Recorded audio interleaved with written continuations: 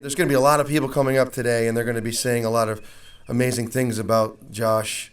And everybody's got a story with Josh, but I have several. Some of them are so inappropriate, I'm not going to get into it. But after 40 years, you accumulate those.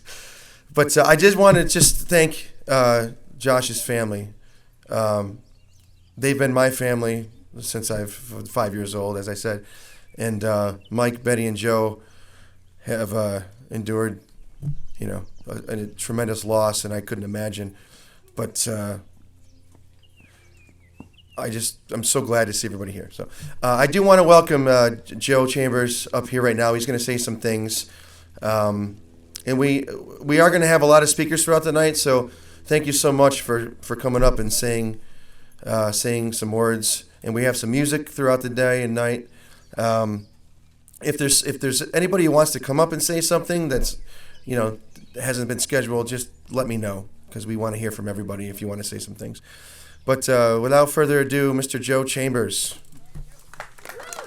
Thanks, Dave. Thank you very much, and certainly very impressed with the turnout. It's just been spectacular and very supportive. For Mike and Betty and I, this has obviously been the worst time of our lives.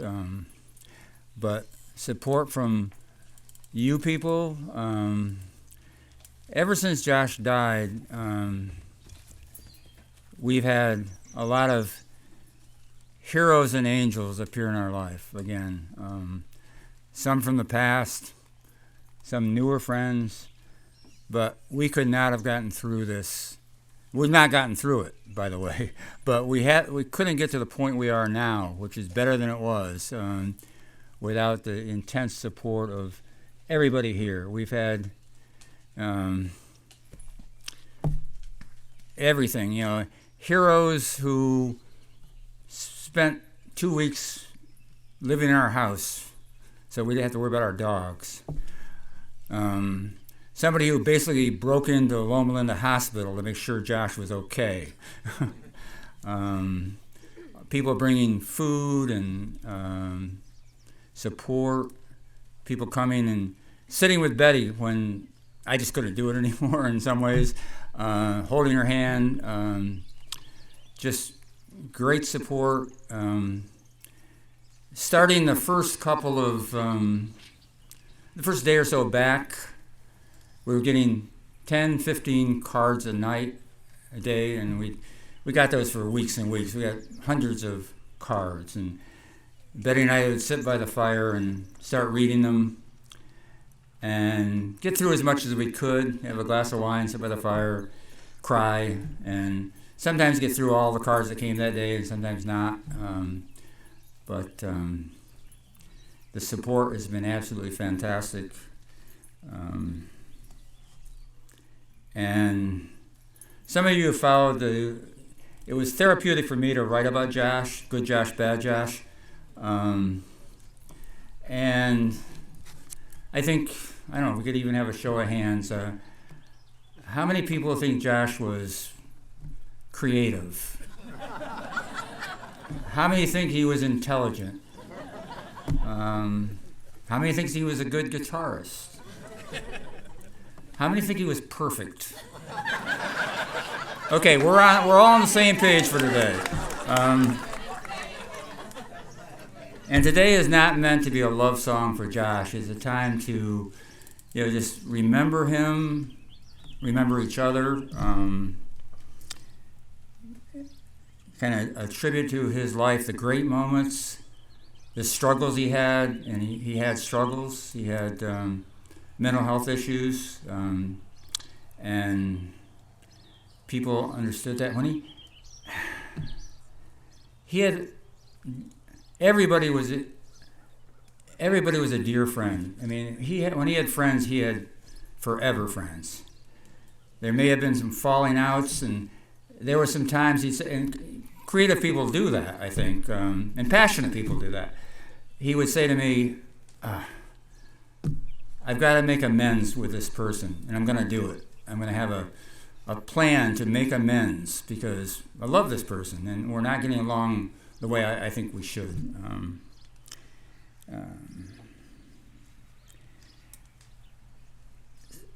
this has been, as I said, devastating for Michael and Betty and I.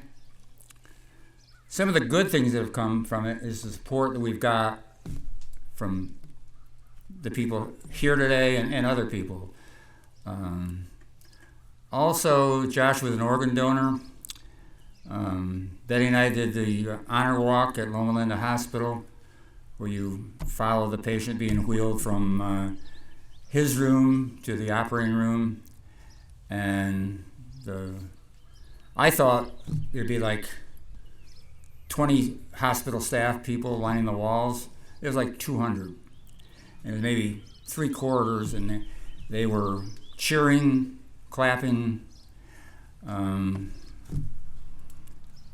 Betty got a message a few weeks ago that the 2 recipients of the kidneys, a 40-year-old woman and a 60-year-old man, are still doing well with them. They're still doing okay. We won't hear more and the final results for a while yet, and we don't know who the recipients are, but that was a positive thing to come out of it.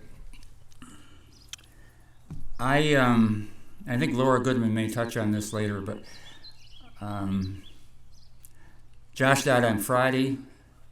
Betty and I traveled on Saturday. Sunday we get back, and there's a full-page tribute in the Times-Union that we didn't even know was going to happen by the entertainment critic Steve Barnes. The next day, people started coming to our door and do the normal condolence thing. A friend of mine from high school that I played basketball with came to the door, knocked on the door, and did the normal condolence thing. And then he said, "Joe, I'm going to give you a check for $25,000. I want you to do whatever you want, whatever you and Betty and Mike want to memorialize Josh." He said, "I don't want anybody to know where it came from." So we went through sort of a list of what we could do with the money. And some of the things that came to mind were Skidmore, Cafe Lena, Sarah's here, Merck Forest.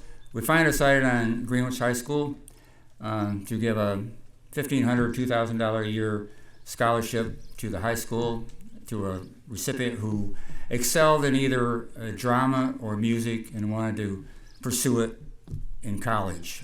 So that's been done. The first recipient has been chosen. It's not the information. It's still a secret as to who got it, but that'll be awarded in June. So good things have come out of it, and a lot of it is here. And I thought about thanking all the people who did such great things, like her for one, but I thought I can't do that because it would be everybody.